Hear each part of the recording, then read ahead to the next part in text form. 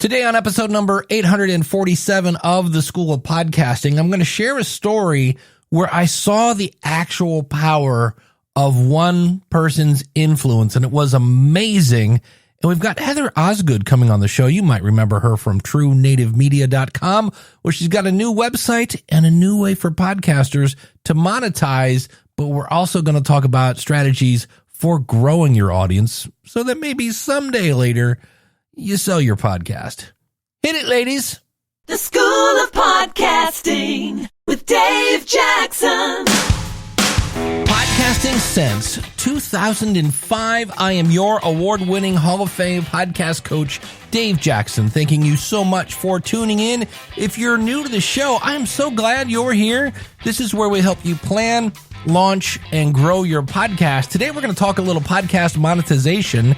And I don't mention this a lot. I wrote a book on podcast monetization. You can find that at profitfromyourpodcast.com. And we're going to be talking with Heather Osgood, who, along with her team, has developed a new way for really tired podcasters to make money with their podcast. And if you're new to the show, I always like to start off with it because of my podcast story. And I need to get my buddy Danny Pena on the show because he just released a children's book called Danny Loves Video Games based on a true story of Danny Pena. And I'll have a link to that out in the show notes at schoolofpodcasting.com/847. And of course, Danny is from Gamer Tag Radio and been on the show many times. An amazing, another Hall of Fame podcaster. But that's because of my podcast story. And I want to talk about somebody. I want to relate this to you. And it's one of the things that I just kind of naturally do is I don't care if I'm watching a football game or a comedy show or whatever. I'm thinking, how does this relate to podcasting? And so I do a show for Akron, Ohio. That's where I grew up. And that's now where I'm living. And I found a guy that basically, here's his story in a nutshell. At one point, he was a homeless heroin addict, and now he's turned himself around, and he started a clothing store, and his whole thing is, I just want to give back. I just want to give back. And he had this guy start following him around and filming him at all these events because he would create a thing to give back to, toys to kids in the middle of the summer, and then trunk or treat. And for Halloween, they give out a bunch of candy and they're giving away meals and all sorts of stuff. And I got to interview this guy for my local show. And here's the thing. He just wants to give back. And to make a long story, I already said this, right? A long story short, to make a long story slightly less long, they made a documentary about him, the guy that was following around with a camera, and it's very homemade. But here's the thing, and I realize for all of you outside of Akron, this doesn't make any sense. In downtown Akron, there's a historic theater called the Civic Theater. It's an amazing theater. I'm actually thinking of volunteering there just because I love it so much. And I'll put pictures again out at schoolofpodcasting.com/847. And they showed this homemade documentary at the Civic Theater. And I'm here to tell you, this one person, the one person who just wanted to give back to his community, almost filled this thing. And it holds a lot of people. In fact, the bottom half, I was like, all right, this is a pretty good turnout for a thing. Well, I didn't realize all the cool kids were up in the balcony. And so I get out of watching the movie and I go out into this big area. Now, this was, I don't know, probably built in the 20s or something like that. It's huge. It is huge. And people are lined up to say hello to this guy. What's the point of the story? This was one guy. It was one guy who wanted to help another person, who then helped another person. Now they have meetings every Friday to talk about dealing with mental illness, drug addiction, all this stuff. It's an amazing story. And I was just like, wow. And as I'm standing there, everybody there had a story or a connection to this one guy. And on Monday, I'm not going to let this guy tell me no. He's starting a podcast. He has a few videos on YouTube, but this is because without a podcast story. And so I can't wait. I'm just going to say, look, here's the deal. I'm going to come interview you at least once a month. We're going to talk about your latest project and go from there. But my whole point is he doesn't do it for money. In fact, the theater, I went there Saturday after interviewing. I'm like, I got to see the rest of this guy's story. And it was free. It was free for everyone. And renting this theater is not cheap. And yet I asked him, I go, wait, what's the deal? Why didn't you charge a sticker, a sticker price, a ticket price? And he said, because I didn't want any hurdles. He goes, I want to inspire people. I want to show people that there is a opportunity to turn your life around. And that's just, again, he just wants to give back. And so what does he do? He's serving an audience, again, bringing it back to podcasting, giving them what they need, which is mental help. They need to feel like they're not alone. They need food in some cases. They need money. And he's just a guy that's like, let me see if I can find somebody that can help with this. So the bottom line of this little opening story here is that's just one person. He started off just one guy, and he didn't have a podcast. Imagine what's going to happen now when he goes global. All right, before we get to my conversation with Heather Osgood, you might know her from TrueNativeMedia.com. She's been on the show before. She helps you find advertisers. I want to explain this in a different way. My brother got all of the drawing skills in the family. Like, I can do stick figure theater. Anything above that, you got to go talk to my brother. And so consequently, someone might look at a drawing that my brother did and go, ooh, wow, that's absolutely amazing, and then give him money for that. Now, if I draw you something, the number of people that are going to go, ooh, is that a cow? And I go, no, that's a car. See the wheel? No? Okay. Yeah. So they're probably not going to give me any money because they're not going to see maybe as much value in that particular drawing. And so Heather is, along with some other people, has started thepodcastbroker.com, and she's really there. This service is to kind of go, hey, here's your show. Here's how much we think you can sell it. Because, like, for me, I have a weight loss show that I kind of just put out to pasture because I just was like, I've done it for 9 years. I didn't really lose any weight. I'm kind of done with saying eat less and exercise more. But there's an audience there, a fairly sizable audience. Maybe I should take all that hard work and effort that I did to build an audience and see if I could sell it. And so Heather and I are going to talk about, but how do you go about selling your podcast? But if you're like, well, I'm not going to sell my podcast, we also talk about some great strategies for growing your audience and for working with other like-minded podcasters. Here's my talk with Heather Osgood from thepodcastbroker.com. Yeah. Heather Osgood, thanks for coming on. Thanks for having me, Dave. I'm excited to chat with you today. So what inspired the Podcast Broker? So being at True Native Media, I've had the opportunity to work with hundreds of different shows over the years. And what I have found is that many people are wonderful podcasters, but they don't approach their podcast like a business. And because I've been on the business side of things for so long, I have had a number of shows throughout the year who have said, I'm tired of my show. I think I'm just going to stop. And I'm like, wait, that show is worth something. Like, you should be selling that. This is an asset. But at the time, there really wasn't an easy way for people to sell podcasts. Like, of course, you've got the Gimlets and the Wonderies and, these huge production companies that can get sold for millions of dollars. But the average podcaster doesn't have access to that. And so my thought is, we buy and sell all kinds of different digital assets. Why are we not buying and selling podcasts? And so that's why I started the company. Yeah, absolutely. If you think about all the time and effort it took to build your audience, this is a way to recoup some of that, effort. And you've done a lot of work. You might as well get paid for it in some fashion. What kind of prices are we looking for? I know some people are like, oh my gosh, I'm going to retire and buy a boat. And I'm like, hold on.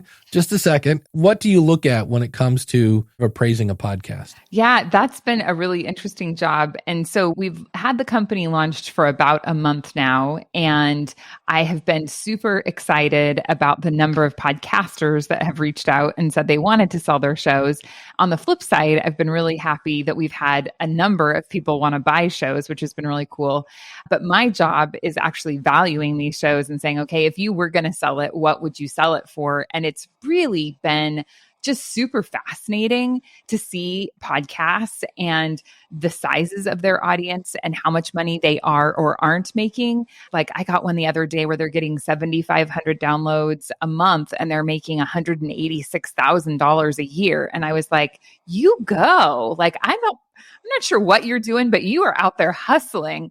But when we think about selling a podcast, if you have 7,500 downloads a month and you're making almost $200,000 a year, that means you are really working hard to sell sponsors and do all kinds of things for your show to get that money in. And when you sell the show, you have to think, is the person I'm selling the show to going to have the capacity to put in that same amount of work? And so really what we're doing is we're looking at the show and saying, from a programmatic revenue perspective, if we didn't touch this show again, how much money do we think it could generate in the next couple of years? And so that's kind of really how I'm looking at the value. Now, of course, there are other things to consider as well. If you've got a show that's in a really kind of niche genre, that's going to be worth more than a show that, is maybe you and your cousin making jokes. So it does depend a lot on the audience you have and how well developed the whole brand is. So, certainly I've had folks who have come to us and said, I want to sell my podcast. And that comes with a well-designed website and with 4 social media outlets that already have followers. So it does depend on how developed the overall brand is as well. So you mentioned this has been going a month, so congrats on that. You're off the ground and running. Who else is helping you with the podcastbroker.com? Yeah, I'm really excited to be partnering with Ben Richardson and Alberto Batella from RSS.com. They really have an extensive tech background. So I'm kind of the ideas salesperson, marketer here, and they're the ones that really have all of that tech knowledge. And so we're really excited to build a cool platform that eventually, will be, a marketplace where people can just even go on a website and say, oh, want to buy that podcast, want to buy that one, kind of put it in a basket and go. So we're not there yet, but, being able to partner with those two is really going to be, an asset for us so that we can build that. Well, so let's say I sign up. Is it free to sign up? Yes. At this time, it may not always be, but at this time it is free. Mm-hmm. Yeah. Cause I'm sure it takes time to take a peek at everything. So I sign up. And somebody says, hey, I want to buy the Logical Weight Loss podcast. And I go, okay. And we come up with a price that we're happy with. How do you actually facilitate the transfer of power or whatever, the transfer of the show to somebody else? For sure. So the podcast broker will take a percentage of the overall sale price, and it depends on how much you sell your show for. There are different ranges depending on the amount. But the seller and the buyer will work together. So we really, in essence, are the matchmakers. So we would say, hey, Dave, I've got this company that wants to buy your show, or person that wants to buy your show. And then we would connect the two of you, and we'll give you resources to use, an attorney. But that is something that you would have to pay for and work out between the two of you. So if you decided that you wanted to sell it and the buying party said, great, we were happy to buy it from you, but we want you to record 1 episode a month for the next year, let's say, that would be something you would negotiate. So the two of you would negotiate the terms, and then everything would go through an escrow service, which then allows kind of for the distribution of funds. Yeah, it's weird. You're connecting with basically strangers, and then you have to trust them. So that's where the old escrow comes into play, and that whole 9 yards. So obviously you're a month in. Anything surprise you so far either on the selling side or the buying side? Yeah, I think the very biggest surprise for me has been that, as you mentioned about your podcast, that you're kind of like, hey, I think I might be ready to sell this. And really the reason I created it was because I felt like so many people were tired of doing their shows and would want to sell them. I have been shocked at the types of buyers that are coming to us. So I would say without all of them, 100% of the buyers that have come to me so far are buyers that want the host to stay in place. So they're folks who are looking to build networks and they want shows. And what I find really fascinating is from the outside, I'm like, well, you don't need to buy a show. Like, just go find shows that want to be part of your network. But I think it's very smart of them, because if you're building a network and you've got 50 shows and you don't own any of those shows, you have the ability, of course, to profit from those relationships, but there isn't the overarching value of the organization as it would be if you owned all 50 of those shows. So I certainly am seeing that the buyers are wanting to purchase well-established podcasts that have a decent following.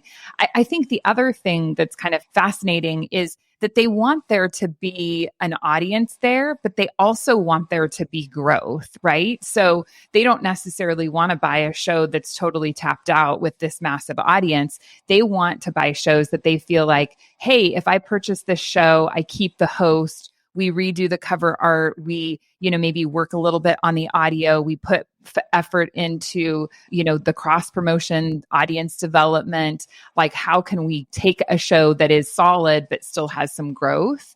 And so I've been really fascinated by that, because I kind of expected that people would want to buy a show and take it over, I think, for themselves, or have the host go away. And so far, at least from a buying perspective, that hasn't been the case. And I'm assuming this is kind of a silly question, but if somebody gives you, like, they meet your price, Mm-hmm.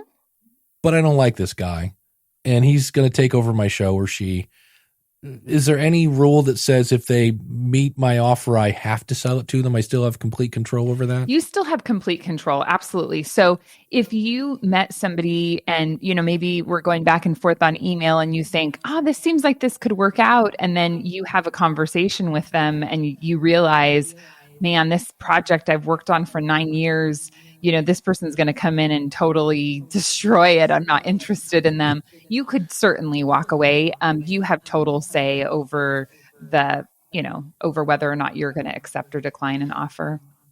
Yeah, I'd be tempted in some cases to buy a show, like buy a competitor, mm-hmm.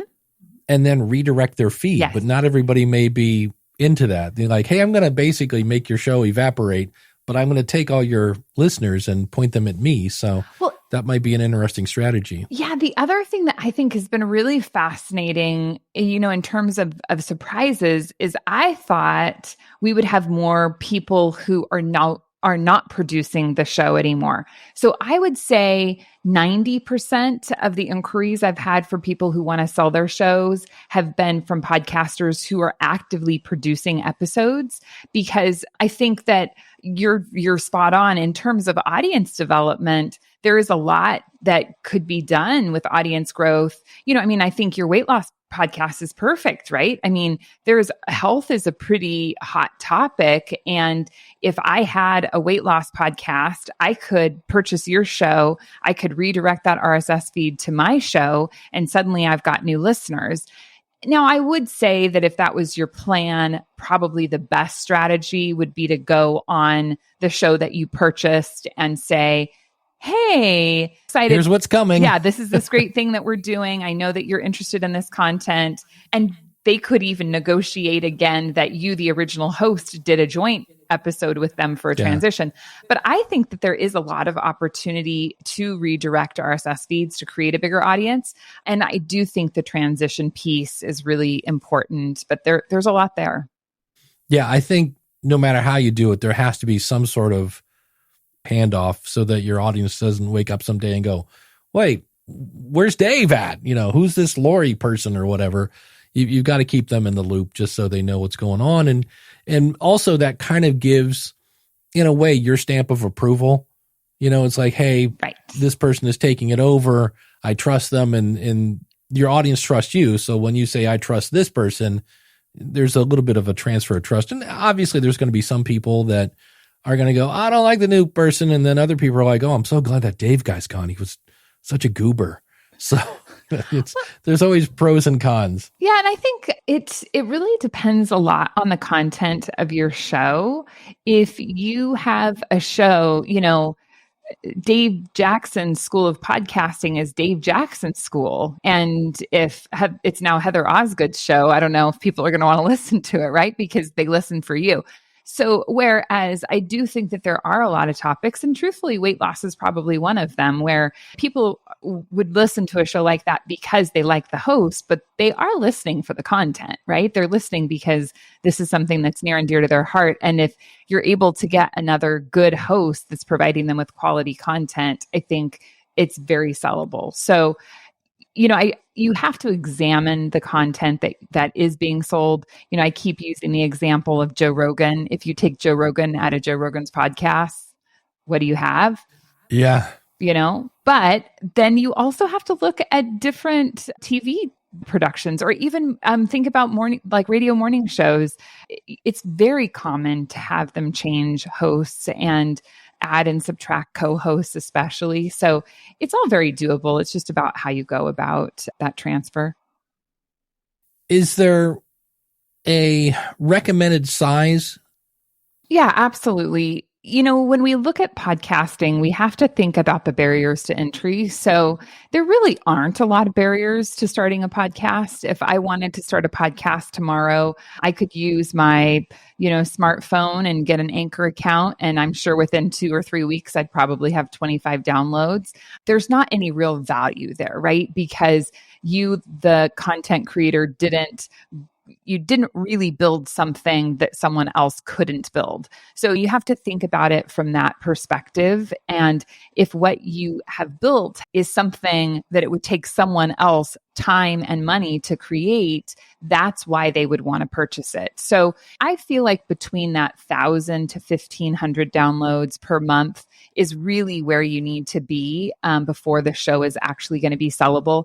I have one that came in and they have 1,500 downloads a month. And I was kind of hemming and hawing on whether I really felt like there was value there, but I don't remember the exact topic, but it was something around business and it was a very niche topic. And I thought, I think the topic and the fact that they have 1,500 downloads a month probably would mean that this was sellable.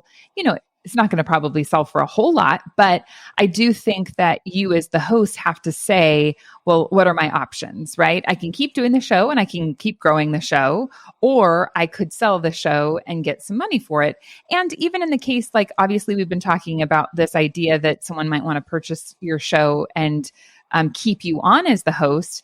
If you do that, you're then joining a network that's going to give you support. That person will presumably pay you to host the podcast. They might have abilities to tap into ad revenue and give you a portion of that. There's just opportunities that you may not have if you're working by yourself. So, yeah.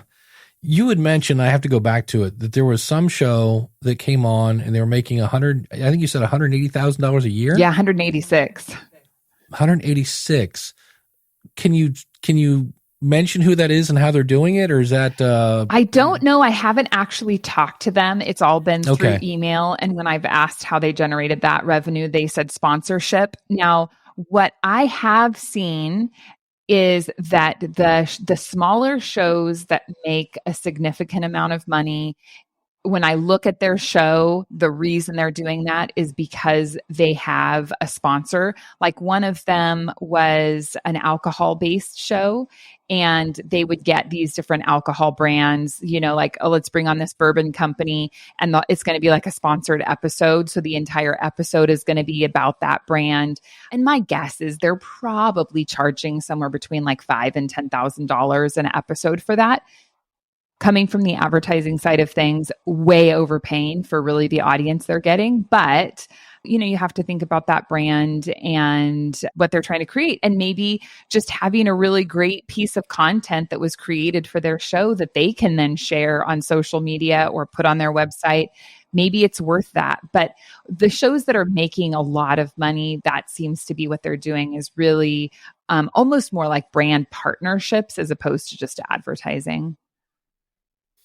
Interesting. Yeah, it always comes back to the niche, how the more it is and things like that.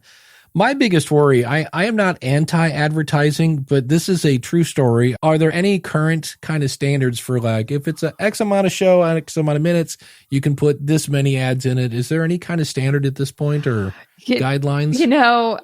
It's funny that you should ask that, because literally this last week, I told my podcast recruiter, I'm like, okay, you need to create some guidelines so that when we talk to shows, we can tell them.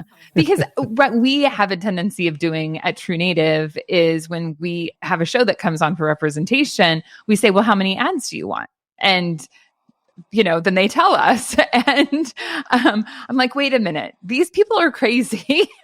We need to take a little more control here and say, no, you really don't know anything about this space. Let me tell you how many ads we should have. I think that, guys, there's such a fine line, and I won't mention the name of the company, but we were on a hosting provider's website last week, and they were like, if you've got a 30-minute show, you can have 8 ads. And I was like, what kind of crack are they smoking? Like, no, you cannot. And so I think that there's 2 things to consider. I understand, and I am right there with everyone, that we are trying to monetize this industry, right? We want to be paid for the work that is being done as content creators. I understand that. Number 2, we have to think about our listening experience. And I still don't want to listen to ads, right? I mean, I still am tuning in for the content. I'm not tuning in for the ads. Now, I have had some lower back pain, and this morning I was taking a walk and the ad was, hey, if you're having lower back pain, let me tell you what you need to buy. And what did I do? I was like, oh, I want to listen. What did they buy? Of course, it was a mattress, but still, I was hoping it would be something maybe just a little cheaper. Right. But, I tuned in because I wanted to hear what the host had to say about lower back pain, because it applied to me directly, right? But we also really have to think about the effectiveness of ads. And the more ads you get, the less effective they are. And what is the point of that, right? It's bothering your audience. It's not getting results for the advertiser. And ultimately, it drives down rates, because one of the things that's being talked about in this space a lot right now is share of voice. And what that means is, as an advertiser, what percentage of the space am I getting? Am I getting 1/10 of the space? Am I getting 1/2 of the space? How many ears am I essentially getting in front of? And who am I sharing that ear with, right? And so I think that those are all really important things. So getting back to your point, we do have to be very cautious about how we proceed with advertising if we want to preserve the quality of the experience that we have today. You made a great point. I'm going to kind of summarize. I don't think people hate ads. I think people hate bad ads. Yes. Like, it's like if they'd said, just take this pill and the back pain will go away, you'd be like, wait, what was that? What's that URL again? Promo code Jordan. What? So that whole 9 yards. So I that's a great point. And you're the expert here. I certainly am not the content expert, but I also do think that you kind of need to think about the flow of your podcast. Going back to that show that I was listening to this morning, she had 3 different guests on. So she had a main topic, and then she had 3 essentially supporting guests that talked about the topic. And in between each of those guests, if she had had an ad break, which is what I think she pretty much had, it doesn't uninterrupt it so much, because it was already a transition point, right? And so we knew we were going to transition from this guest to that guest, and hey, we're going to take a quick break for the transition.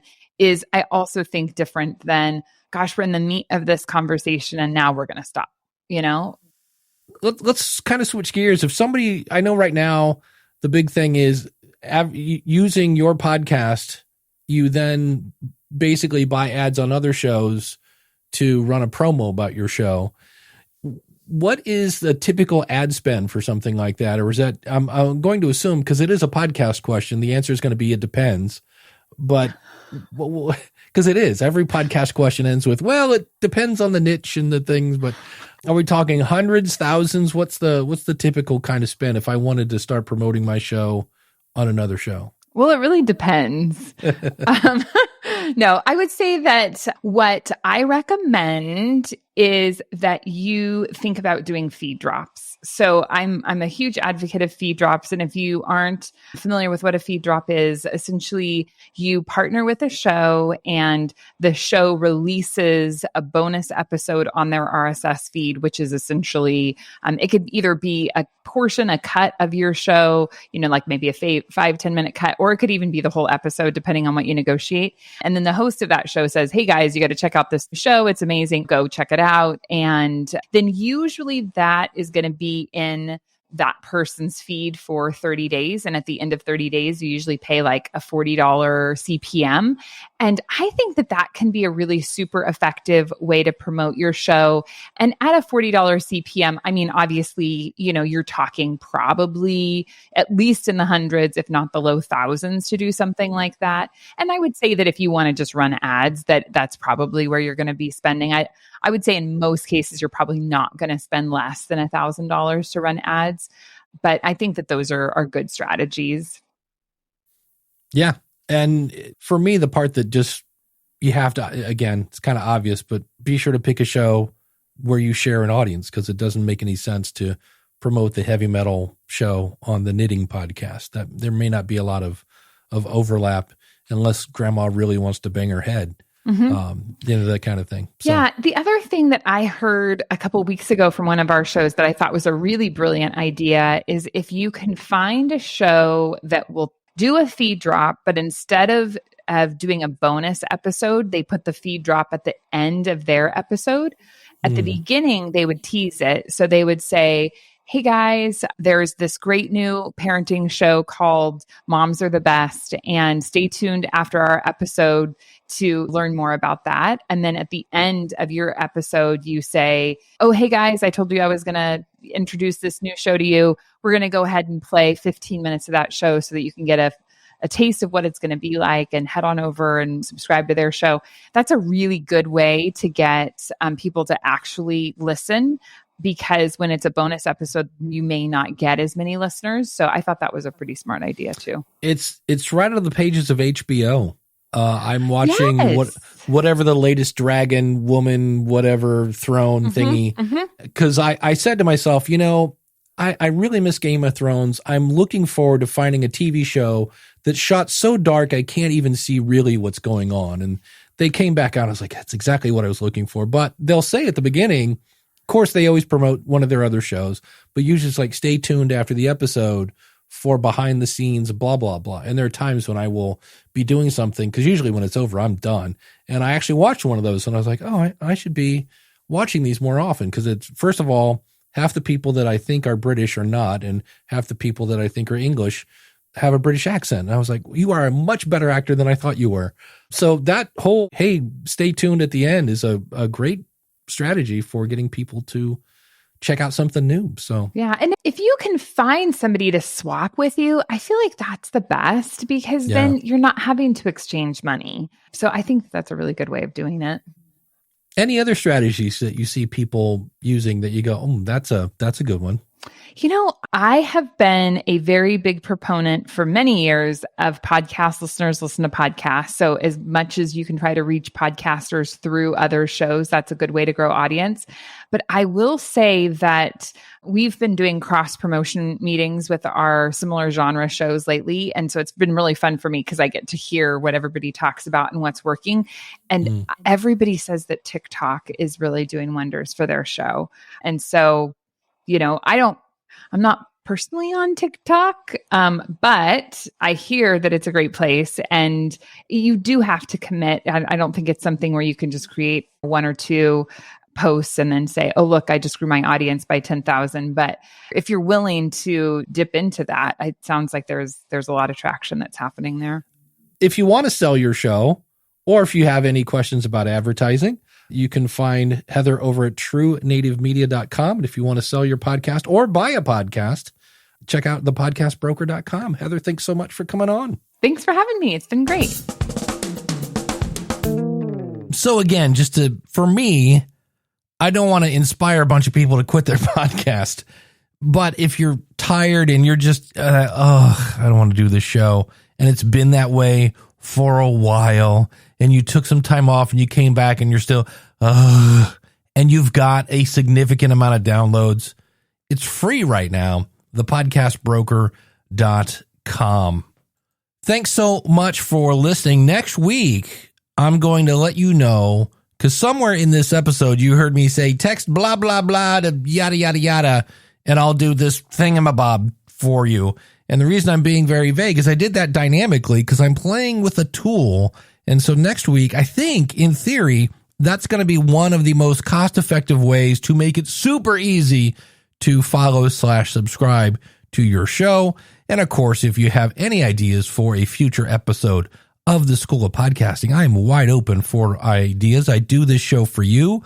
I thank you for listening. And if you're looking to plan, launch, grow, or monetize your show, I would love to help you. Come out and join the School of Podcasting community, where you get unlimited access to me as well as other brilliant podcasting minds, along with all the fun-filled courses and everything else.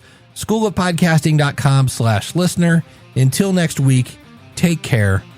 God bless. Class is dismissed. If you like what you hear, then go tell somebody. If you like what you hear, then go tell somebody. And because we're going to be talking with Heather Osgood today from the podcast broker.com. That's not going to stay in. And so if you're getting, 24 downloads on an Anchor show, I don't think it's time to put a down payment on that house just yet. That's a little harsh. Yeah, it's a little harsh. I got fiber. I got fiber. Who could ask for anything more? Yeah.